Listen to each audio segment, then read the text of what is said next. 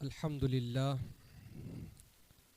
अल्हम्दुलिल्लाहि रब्बिल आलमीन वस्सलातु वस्सलामु अला सय्यिदिल अंबियाइ वल मुरसलीन अम्मा बाद फ़अऊज़ु बिल्लाहि मिनश शैतानिर रजीम बिस्मिल्लाहिर रहमानिर रहीम क़ाल अल्लाहु तबारक व तआला फ़िल कलामिल मजीद वल फ़ुरक़ानिल हमीद अला इन्ना औलिया अल्लाहि ला खौफ़ुन अलैहिम वला हुम यहज़नून।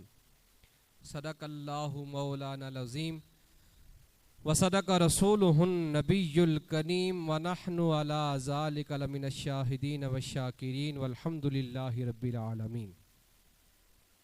इन्नल्लाहा व मलाइकतहु युसल्लूना अलन नबी या अय्युहल्लज़ीना आमनू सल्लू अलैहि वसल्लिमू तस्लीमा। बुलंद आवाज़ से पढ़िए अस्सलातु वस्सलामु अलैका या सय्यदी या रसूल अल्लाह व अला आलिका व अस्हाबिका या सय्यदी या हबीबल्लाह। सलातु वस्सलामु अलैका या सय्यदी या रसूल अल्लाह व अला आलिका व अस्हाबिका या सय्यदी या नूर अल्लाह। मौला यसल्लि वसल्लिम दाइमन अबदा अला हबीबिका खैरिल खल्क़ि कुल्लिहिमी मुनज़्ज़हुन अन शरीकिन फ़ी महासिनिही फ़जौहरुल हुस्नि फ़ीही गैरु मुनक़सिमी। या रब्बी बिल मुस्तफ़ा बल्लिग़ मक़ासिदना वग़फ़िर लना मा मदा या वासिअल करमी। अल्लाह जल्ल जलालुहु व अम्मा नवालुहु व आज़म ज़िक्रुहु व अतम्म बुरहानुहु व अजल्ल शानुहु की हम्द व सना और सरवर कायनात मग़फ़िर मौजूदात ज़ीनत बज़्म कायनात क़ाइदुल मुरसलीन ख़ातमुन नबिय्यीन अहमद मुज्तबा जनाब मोहम्मद मुस्तफ़ा सल्लल्लाहु ताला अलैहि व आलिहि वसल्लम की बारगाह में हदिया दुरूद व सलाम अर्ज़ करने के बाद रब अज़्ज़ा वजल की बारगाह में दुआ है कि मुझे हक़ सच कहने और हम सब को सुनकर अमल करने की तौफ़ीक़ अता फ़रमाए। सामीन मुहतशम, आज हम जिन के बारे में सुनेंगे वो अल्लाह के वली जिनको दाता अली हुजवेरी कहा जाता है। आप रहमतुल्लाह अलैह लाहौर की सरज़मीन में आपका मज़ार अक़दस है। आज हम उनके बारे में सुनेंगे कि आप रहमतुल्लाह अलैह को रब ताला ने किन शानों से नवाजा था और आप रहमतुल्लाह अलैह ने हमको कौन कौन सी तालीमात दी हैं, हमें किन किन चीज़ों से आपने नवाजा है, किन किन चीज़ों का हमें इल्म दिया है, किन किन चीज़ों का दाता साहब रहमतुल्लाह अलैह ने हमें दर्स दिया है। सबसे पहले दाता अली हुजवेरी रहमतुल्लाह अलैह का तारुफ। आप रहमतुल्लाह अलैह का नाम अली, वालिद साहब का नाम उस्मान है और आप रहमतुल्लाह अलैह का जो सिलसिला नसब है वो 6 वास्तों से सैयद शुहदा राक़िब दोष मुस्तफ़ा हज़रत सैयद इमाम हसन मुज्तबा रज़ी अल्लाह तआला से जाकर मिलता है। और आप रहमतुल्लाह अलैह नजीब तरफ़ैन हैं। नजीब तरफ़ैन से मुराद ये है कि आप हसनी सैयद भी हैं और हुसैनी सैयद भी हैं। दाता साहब रहमतुल्लाह अलैह हसनी सैयद भी हैं और हुसैनी सैयद भी हैं। यानी आप रहमतुल्लाह अलैह वो हस्ती हैं कि आपको इमाम हसन रहमतुल्लाह अलैह का फैज़ान भी मिला है, हज़रत इमाम हसन रदी अल्लाह तआला का फैज़ान भी मिला है, इमाम हुसैन रदी अल्लाह तआला का फैज़ान भी आपको मिला है। आप रहमतुल्लाह अलैह की कुन्नियत अबुल हसन और आपका जो मशहूर लक़ब है वो गंज बख्श है। मशहूर लक़ब क्या है? गंज बख्श। अब गंज बख्श जो है इस लक़ब की वजह तस्मिया क्या है? ख्वाजा ख्वाजगान ख्वाजा मोइनुद्दीन चिश्ती अजमेरी रहमतुल्लाह अलैह, करोड़ों चिश्तियों के पीर ख्वाजा मुइनुद्दीन चिश्ती अजमेरी रहमतुल्लाह अलैह, आप रहमतुल्लाह अलैह जब दाता साहब के मज़ार पर गए, वहां पर चिल्ला काटा। चिल्ला काटने के बाद जब वहां से रुखसत होने लगे तो अलविदाए फातिहा के लिए जब दाता साहब के मज़ार पे जाते हैं तो आपकी जुबान से बेसाख्ता ये शेर निकला, गंज बख्श फैज आलम मजहर नूरे हुदा, ना किसाना पीरे कामिल कामिलारा रहनुमा। ख्वाजा मुइनुद्दीन चिश्ती अजमेरी रहमतुल्लाह अलैह ने दाता साहब के मज़ार पे खड़े होकर ये शेर पढ़ा कि गंज बख्श फैज आलम मजहर नूरे हुदा, कि दाता साहब वो हस्ती है कि जिनके फैज का आलम पूरी दुनिया में बट रहा है। गंज बख्श फैज आलम मजहर नूरे हुदा, यानी रब के हुदा के नूर का मजहर है। फरमाते हैं कि ना किसारा पीर कामिल, दाता साहब वो हस्ती है कि जो नाकिसों के लिए पीर कामिल हैं। फिर फरमाते हैं कि कामिलारा रहनुमा, जो कामिल हैं दाता साहब उनके लिए भी जो है वो रहनुमाई करते हैं। जो कामिल हैं दाता साहब उनकी भी क्या करते हैं, रहनुमाई करते हैं। आप रहमतुल्लाह अलैह की विलादत जो है वो कमोबेश 400 हिजरी में हुई। कितनी हिजरी? 400 हिजरी में गजनी के शहर में पैदा हुए और कुछ अरसे बाद आप रहमतुल्लाह अलैह का ख़ानदान जो है वो मोहल्ला हजवेर में मुंतकिल हो गया। इस वजह से आपके नाम जो है, आपके नाम के साथ हजवेरी लिखा जाता है। क्या लिखा जाता है? हजवेरी। दाता साहब का ज़माना 1000 साल पहले का ज़माना है। कितना? 1000 साल पहले का ज़माना है। और जब दाता साहब रहमतुल्लाह अलैह लाहौर तशरीफ़ लाए और वहाँ आकर आपने लोगों को कुरान और सुन्नत का दर्स दिया, फिर कई लोगों को आप रहमतुल्लाह अलैह ने मुसलमान किया। कई लोगों को क्या किया? मुसलमान किया। मुसलमान किया। फिर दाता साहब रहमतुल्लाह अलैह ने वहाँ पर एक मस्जिद बनवाई। वहाँ पर क्या किया? मस्जिद बनवाई। अब जब दाता साहब रहमतुल्लाह अलैह ने मस्जिद बनवाई ना, तो तब भी कुछ उलमाए कराम जैसे आजकल के दौर में कुछ होते हैं जो शरपसंद किस्म के अनासर, जो जी ये वली क्या कर सकते हैं, ये नहीं कर सकते, वो नहीं, बातें करते हैं अक्सर। तो कुछ लोगों ने ये एतराज़ कर दिया कि दाता साहब रहमतुल्लाह अलैह ने जो मस्जिद बनवाई है उसका किबला दुरुस्त नहीं है, उस मस्जिद का किबला दुरुस्त नहीं है। अब जब मस्जिद की तामीर मुकम्मल हो गई, दाता साहब ने सब उलमा को दावत दी, सबको बुलाया, कहा आओ मस्जिद तामीर हो गई है। दाता साहब ने सबको दावत दी और मस्जिद में बुलाया। मसल्ला इमामत पर दाता साहब खुद खड़े हुए। दाता साहब रहमतुल्लाह अलैह ने जब अल्लाहु अकबर कहकर नियत की, हाथ बंधे, पीछे जितने भी मजमा खड़ा था सारे उलमाए कराम वो सब कहते हैं कि हमने जागती आंखों से बैतुल्लाह शरीफ की ज़ियारत कर ली। दाता साहब ने वहीं खड़े खड़े सबको बैतुल्लाह शरीफ की ज़ियारत करवा दी और नमाज से फारिग होकर कहा कि तुम कहते थे कि किबला दुरुस्त नहीं है, तुम कहते थे कि किबला दुरुस्त नहीं है, आओ देखो तुमने बिल्कुल अपने सामने किबला देख लिया है। दाता साहब रहमतुल्लाह अलैह वो हस्ती हैं। और दाता साहब रहमतुल्लाह अलैह, अगर आप इनकी कश्फुल महजूब पढ़ें तो दाता साहब ने कहीं ये नहीं लिखा कि मलंग जो है वो दरबार में आकर दमाले डालें या डोल डमक्का करें या घुंघरू पहनकर आकर नाचें। नहीं नहीं, दाता साहब रहमतुल्लाह अलैह की तालीमात हरगिज़ ये नहीं है। दाता साहब की अगर कश्फुल महजूब का मुताला किया जाए तो दाता साहब ने तो सबसे पहले इल्म से शुरू किया है। दाता साहब ने इल्म से शुरू किया है। यहाँ तक के दाता साहब रहमतुल्लाह अलैह ने खाना खाने के आदाब भी लिखे हैं, पानी पीने के आदाब भी लिखे हैं, हत्ता के बातचीत करने के आदाब भी दाता साहब रहमतुल्लाह अलैह ने लिखे हैं।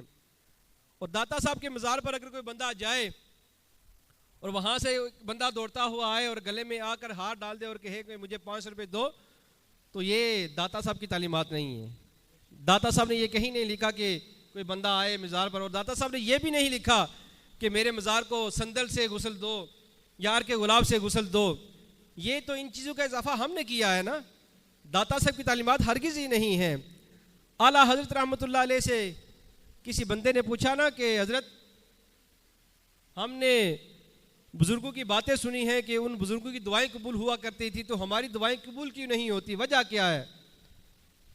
तो कुर्बान जाऊं आला हजरत रहमतुल्लाह अलैह ने आपने फरमाया कि तुम्हारी दुआएं कबूल इस वजह से नहीं होती कि तुमने मज़ारात पर जाकर हरफात शुरू कर दी हैं। तुमने मज़ारात पर जाकर हरफात शुरू कर दी हैं, इस वजह से तुम्हारी दुआएं कबूल नहीं होती। तुम जाते हो बुजुर्गों को राज़ी करने के लिए और जाकर उनको नाराज़ करके आ जाते हो, तो तुम्हारी दुआएं कैसे कबूल हो? तो दाता साहब रहमतुल्लाह अलैह ने, आप रहमतुल्लाह अलैह ने लोगों की तरबियत की। सबसे पहले आपने इस बात इल्म का जो है वो बाब बांधा और आप रहमतुल्लाह अलैह ने ये आयत लिखी, इन्नमा यख्शल्लाहु मिन उलमा, कि बेशक जो बंदा जिसके पास इल्म होगा रब से वही डरेगा, जिसके पास इल्म होगा रब से वही डरेगा। दाता साहब ने बड़ी सख्त बात लिखी, फरमाते हैं कि जो बंदा बगैर इल्म के फ़कीरी का दावा करे, जो बंदा इल्म नहीं है, बगैर इल्म के वो बंदा फ़कीरी का दावा करे, फरमाते हैं वो बंदा इस तरह है कि जिस तरह कोई एक बैल जो है वो कुएं के नज़दीक चक्कर लगाता रहता है। एक बैल कुएं के नज़दीक चक्कर लगाता रहता है, उस बैल की कोई मंजिल नहीं होती। वो बंदा जो बगैर इल्म के फ़कीरी का दावा करे, वो बंदा फ़कीर नहीं हो सकता, वो बंदा फ़कीर नहीं हो सकता। फिर आप रहमतुल्लाह अलैह ने हजूर नबी करीम अलैहिस्सलातु वस्सलाम की हदीस पाक नकल की, फरमाते हैं कि कुछ तो लोग हैं जो इल्म हासिल नहीं करते, कुछ लोग ऐसे हैं कि जो इल्म हासिल नहीं करते और कुछ इल्म हासिल करते हैं लेकिन इल्म से नफ़ा हासिल नहीं करते। इल्म तो हासिल करते हैं लेकिन इल्म से नफ़ा हासिल नहीं करते। फिर दाता साहब रहमतुल्लाह अलैह ने हदीस पाक लिखी, फरमाते हैं कि अल्लाहुम्मा इन्नी आऊज़ु बिका मिनल इल्मी ला यनफाउक, कि ऐ अल्लाह मैं ऐसे इल्म से तेरी पनाह मांगता हूं जो इल्म तो हो लेकिन उससे नफ़ा हासिल ना हो। ऐ अल्लाह मैं ऐसे इल्म से तेरी पनाह चाहता हूं कि जो इल्म तो हो लेकिन उस इल्म से नफ़ा हासिल ना हो। फिर दाता साहब रहमतुल्लाह अलैह ने फरमाते हैं कि इल्म जो है हमेशा इल्म इसलिए सीखना कि अल्लाह ताला तुम्हें इससे नफ़ा दे, तुम्हें इससे क्या करे, नफ़ा दे। फिर आगे बढ़ते हैं, इरशाद फरमाते हैं कि जब तुम इल्म सीख लो तो फिर क्या करो, फिर अल्लाह और उसके रसूल से इश्क करना शुरू कर दो। जब तुम इल्म सीख लो तो अल्लाह और उसके रसूल से क्या करो, इश्क करना शुरू कर दो। फिर तुम्हारे लिए नमाजें पढ़ना भी आसान हो जाएगा, फिर तुम्हारे लिए रोज़े रखना भी आसान हो जाएगा, फिर तुम्हारे लिए तिलावत कुरान पाक पढ़ना भी जो है वो आसान हो जाएगा। फिर आप रहमतुल्लाह अलैह ने एक मिसाल नकल की, ये कश्फुल महजूब में लिखा हुआ है वाक़या। दाता साहब रहमतुल्लाह अलैह ने हज़रत अब्दुल्ला बिन मुबारक रहमतुल्लाह अलैह का एक वाक़या लिखा कि आप रहमतुल्लाह अलैह को एक मरतबा एक औरत के इश्क में मुब्तला हो गए। आप करते क्या कि इशा की नमाज पढ़ते, नमाज पढ़ने के बाद उस औरत के घर के जाके चक्कर लगाया करते, सारी रात उसके घर का चक्कर लगाया करते। वो रात में एक बार आती, बात करके वापस चला जाया करती। तो आप रहमतुल्लाह अलैह दाता साहब ये लिखते हैं कि अब्दुल्ला बिन मुबारक जो है उनको उस औरत पे गुस्सा ना आता, वो उनके दिल में उसका इश्क और बढ़ता जाता। हुआ यूं कि एक दिन वो उस औरत के पास गए, इशा की नमाज पढ़कर सारी रात खड़े रहे। जब तहज्जुद का वक्त आया तो वो औरत आई 1 मिनट के लिए और उसने ये कहा कि आज मेरे घर मेहमान है तो मैं तुझसे बात नहीं कर सकती। कहते हैं कि जब उस औरत ने ये बात कही ना तो उनके दिल में फिर भी उसके जो है मोहब्बत बढ़ गई, गुस्सा ना आया। कहते हैं जब आ रहे थे तो रास्ते में अजान फजर हो गई। जब फजर की अजान हुई ना तो अचानक उनके दिल में ये ख्याल पैदा हुआ कि मैं सारी रात इस औरत के लिए खड़ा रहा, अगर मैं सारी रात जिस रब ने मुझे पैदा किया है अगर मैं उसकी इबादत करता तो मुझे क्या अजर मिलता। तो कहते हैं कि उन्होंने तौबा की। उसके बाद 60 साल गुजर गए। अब्दुल्ला इब्न मुबारक कहते हैं कि मैं सारी रात खड़े होकर रब की इबादत करता हूँ लेकिन कभी भी थकता नहीं हूँ। सारी रात खड़े होकर रब की इबादत करता हूँ लेकिन कभी भी थकता नहीं हूँ। दाता साहब रहमतुल्लाह अलैह ने पहली बात इरशाद फरमाई कि इल्म हासिल करो। क्या करो? इल्म हासिल करो। इल्म हासिल करने के बाद फिर क्या करो, अल्लाह और उसके रसूल से क्या करो, प्यार करो। अल्लाह उसके रसूल के क्या करो, प्यार करो। फिर दाता साहब रहमतुल्लाह अलैह ने तीसरी बात इरशाद फरमाई, फरमाते हैं कि तुम्हें जो एजाज़ मिलेगा या ज़िंदगी में अगर तुम्हें कोई करामत मिलेगी तो वो सिर्फ शरीयत मुहम्मदी पर अमल करने की वजह से मिलेगी, वो सिर्फ शरीयत मुहम्मदिया पर अमल करने की। मैं सच्ची बात बताऊं, आजकल हमारे उलमा करते हैं ना कि बस सिर्फ करामतें बता दी कि दाता साहब ने ये किया वो किया, हम उनकी तालीमात नहीं बताते कि उन्होंने हमें इल्म क्या दिया, हमें बताया कि आपने करना क्या है, ज़िंदगी गुजारने कैसी है। दाता साहब ने फरमाया कि ज़िंदगी गुजारने का तरीका ये है कि पहले सबसे पहले तुम इल्म हासिल करो, जब इल्म हासिल कर लो फिर अल्लाह और उसके रसूल से इश्क करो, अल्लाह और उसके रसूल के क्या करो, इश्क करो। जब अल्लाह और उसके रसूल से इश्क करोगे फिर तुमने अगला काम क्या करना है कि नबी पाक अलैहिस्सलाम की सुन्नतों पर अमल करना है, नबी पाक अलैहिस्सलाम की सुन्नतों पर अमल करना है। फिर फरमाया कि रब अज़्ज़ा वजल ने कुरान पाक में इरशाद फरमाया, कुल इन कुंतुम तुहिब्बुनल्लाह फत्तबिऊनी युहब्बिबकुमुल्लाह। फरमाया कि अल्लाह का कुरान कहता है कि जब तुम नबी करीम अलैहिस्सलाम की गुलामी कर लोगे तो अल्लाह तुम्हें खुद अपना महबूब बना लेगा। जब तुम नबी पाक अलैहिस्सलाम की गुलामी कर लोगे तो रब ताला तुम्हें जो है वो खुद अपना क्या करेगा, गुलाम बना लेगा। फिर दाता साहब रहमतुल्लाह अलैह ने एक बुजुर्गों का वाक़या लिखा। ताबी बुजुर्ग हैं, ताबी उसको कहते हैं कि जो किसी सहाबी का शागिर्द होता है, जिसने किसी सहाबी की ज़ियारत की हो उसको ताबी कहते हैं। आप रहमतुल्लाह अलैह ने एक ताबी बुजुर्गों का जिक्र किया कि वो बुजुर्ग करते क्या थे, वो बकरियां चराया करते थे। क्या करते थे, बकरियां चराया करते थे। तो एक मरतबा दूर दराज से एक बंदा सफ़र करके आया। उन बुजुर्गों का ये मामूल था कि वो फजर के बाद और असर के बाद किसी से मुलाकात ना किया करते, तो अक्सर वो नवाफिल पढ़ा करते थे। अक्सर उनका रूटीन ये थी कि वो नवाफिल पढ़ा करते थे, नवाफिल की कसरत किया करते थे। अब वो बंदा दूर दराज से सफ़र करके आया, लोगों से पूछने लगा कि वो बुजुर्ग मुझे कहाँ मिलेंगे। तो लोगों ने कहा कि वो जो है वो मुलाकात नहीं करते, अगर कोई मुलाकात करे तो वो उससे नाराज़ हो जाते हैं। वो बंदा कहने लगा कि मैं तो बड़ी दूर से सफ़र करके आया हूँ, अल्लाह वाले हैं, अगर नाराज़ हो भी गए तो अल्लाह वाले ज़्यादा देर नाराज़ नहीं रहते, मुझे बताओ कि मुझे कहाँ मिलेंगे। अब लोगों ने पता बताया, ढूंढते ढूंढते फरात के किनारे पहुंचे तो देखा वो बुजुर्ग नमाज पढ़ रहे हैं तो भेड़िया जो है उनकी बकरियां चरा रहा है। बुजुर्ग खुद नमाज पढ़ रहे हैं तो एक भेड़िया क्या कर रहा है, उनकी बकरियां चरा रहा है। जब नमाज से फारग हुए तो बुजुर्गों से कहने लगे हैरान होकर कि हजरत मुझे ये बात तो बताएं कि भेड़िए और बकरियों की कब से सुलह हो गई, भेड़िए और बकरियों की कब से सुलह हो गई। तो बुजुर्गों ने बड़ा प्यारा जवाब दिया, फरमाया कि जब से बकरियों के मालिक की अपने रब से राजीनामा हो गया तब से भेड़िए और बकरी का भी राजीनामा हो गया है। जब से बकरियों के मालिक का उसके रब से जो है वो सुलह हो गई है तब से भेड़िए और बकरी की भी सुलह हो गई है। अब वो बुजुर्ग कहते हैं जो मुलाकात करने के लिए आए, कहते हैं कि मेरे दिल में ये ख्याल हुआ कि पता नहीं ये मुझे खिलाएं पिलेंगे भी या नहीं, ये ऐसे मुझे भेज देंगे। तो कहते हैं कि वो बुजुर्ग एक गार में बैठे हुए थे तो उन बुजुर्गों ने एक लकड़ी का प्याला आगे किया तो एक पत्थर से जो है वो दूध निकला। वो दूध मुझे दिया तो मैंने वो दूध पिया तो इतना ठंडा दूध, कहते हैं कि उसकी लज्जत मैंने अपने सीने में महसूस की। फिर कहते हैं कि उन बुजुर्गों ने फिर प्याला वहाँ नीचे रखा तो शहद से भर के आया। उन बुजुर्गों ने मुझे शहद पीने के लिए दिया। तो कहते हैं कि मैंने उन बुजुर्गों से ये सवाल किया कि हज़रत ये पत्थर से दूध और शहद कब से निकलना शुरू हो गया।